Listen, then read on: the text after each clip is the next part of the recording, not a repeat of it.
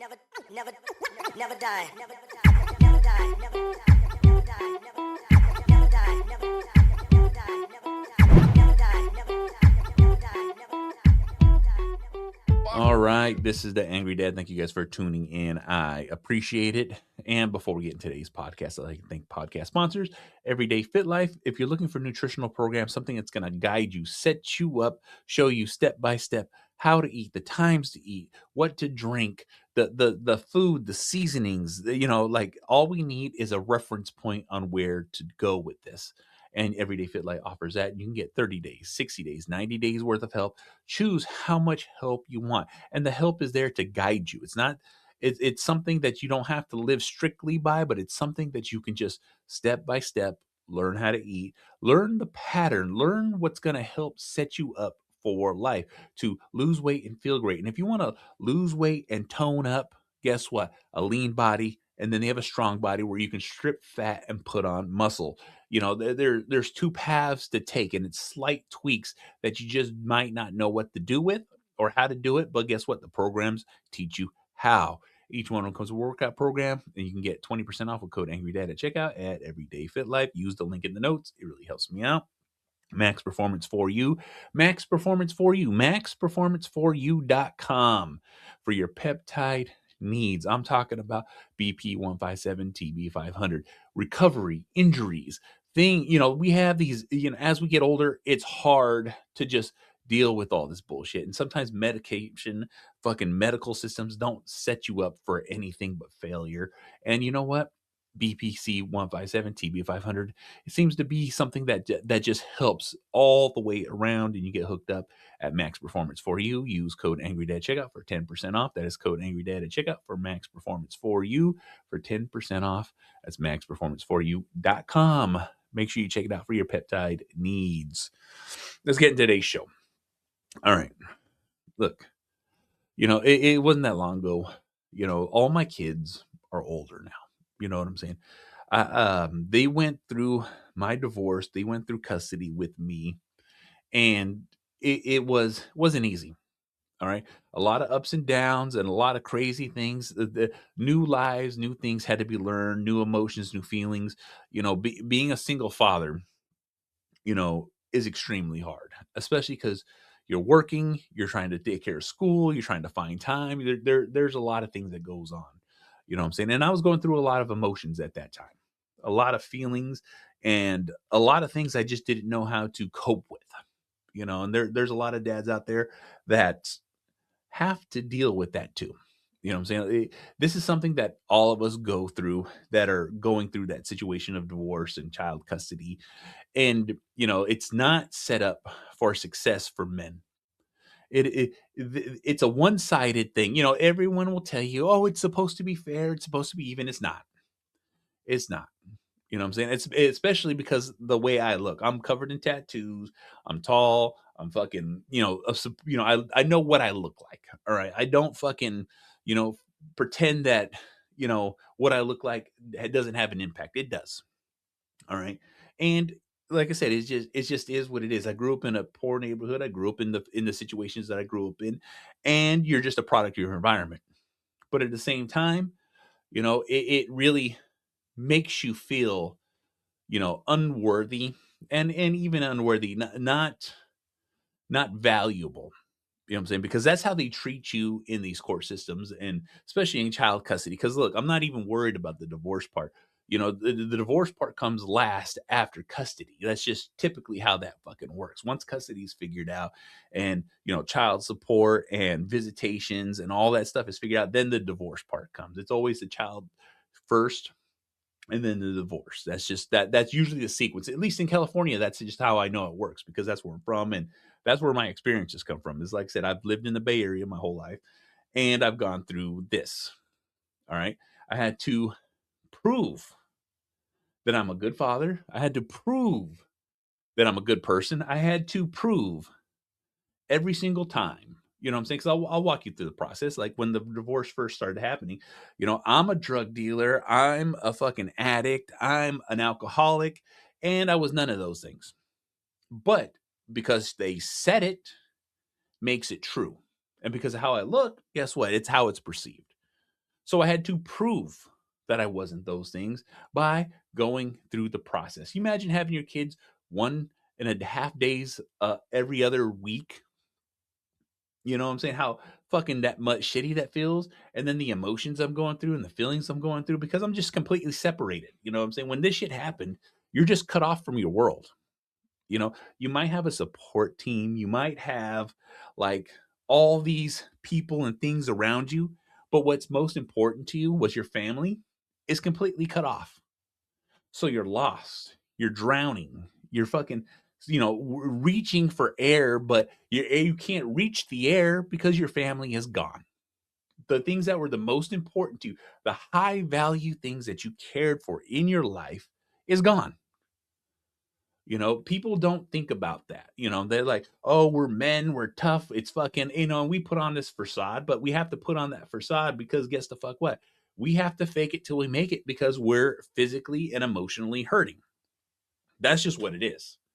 It is something that needs to be talked upon, you know what I'm saying? Because it's uncomfortable for men to fucking express what really going on because we have to hold a certain amount of fucking weight on our shoulders every fucking day just to fucking keep our family straight. I'm talking about our kids. We crack, they crack. We stress out, they're stressed out. It's a product of what the fuck's going on. You know what I'm saying? And the emotional and physical and the mental trauma that they're going through as all this fucking happens, it's fucking there. It never goes the fuck away. You know, they're watching it from the outside, and if we're falling apart, if our life's falling apart, guess the fuck what? They're watching that the entire time. And like I said, my life fell apart.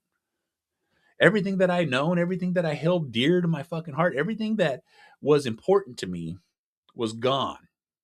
All right. And I'm just fucking struggling, because now I have to support two families. I have to support me and the kids, and I also have to support them and the kids. And so, assets are divided, things are stressed out, and it's like, how do you survive? How do you make it? Nobody gives a fuck about a man when they're going through that. It's only focused on the woman. It's only focused on the wife. It's only focused on the mother. You know what I'm saying? I understand situation by situation is different. In my situation, it was completely different, than anybody else's, because guess what? It's me. It's my family. It's my kids. I hold it individual to me because that was the most important thing to me in my life. You know what I'm saying? I had a way where I'm like, I work, I pay the bills, I take care of everything, but guess what? I'm also working 12 hours a day. I was putting in all the fucking hours, and then I'm expect to hold it to fucking together as, kids and the ex-wife at home, you know? That's just what that is. That this is emotional experience that I had to go through because it's like, oh no, now I'm the mom and now I'm the dad. When my kids are with me, they're with me, and I have to play both fucking roles. And like I said, I went from and this was in the years, all right, where a day and a half every other week, 2 days a week. You know what I'm saying? I just kept going back to court because I just had to keep proving that I'm not this piece of shit that people are saying that I am. You know what I'm saying? I constantly had to show, I constantly had to prove that I'm there. I'm consistent. I had to prove that I can take care of my kids. You know what I'm saying? That's the most craziest fucking thing. As a parent, as an adult, guess the fuck what? This is what you fucking this is what I can do. I'm not a fucking idiot, because that's how they treat men when it comes to that. Well, he can't take care of the kids. The reason I can't take care of the kids and the reason I can't fucking be there is because you. It's them. It's the court system. It's the way they're portraying it. I'm not an adult. I know how to clock in, clock out. I know how to go to work. I know how to change a diaper. I know how to make some fucking food. I know how to pick up and drop off the fucking kids. I know how to do it all. But yet they're trying to portray us as this fucking bumbling fucking idiot that can't do shit. That's not how that fucking works. All right? I constantly had to prove that I can manage, that I can handle, that I'm capable of being a fucking parent. you know. And every time I had to do the song and fucking dance and prove myself and show and be present and all that stuff, and even too at that point, I was like, I could do that and manage a job. All right, I was stretched completely fucking thin, but when I had custody of my kids, and when because I've had custody for them for so fucking long, they're all adults now, but I managed, I took care of, you know, I had my support systems there, I had my family there helping me, but at the same fucking time, yet I still did it, right?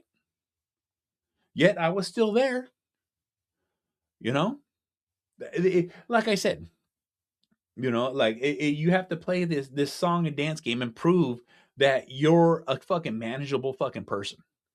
The only thing I ever wanted when this all, and I would say it over and over, I want 50-50.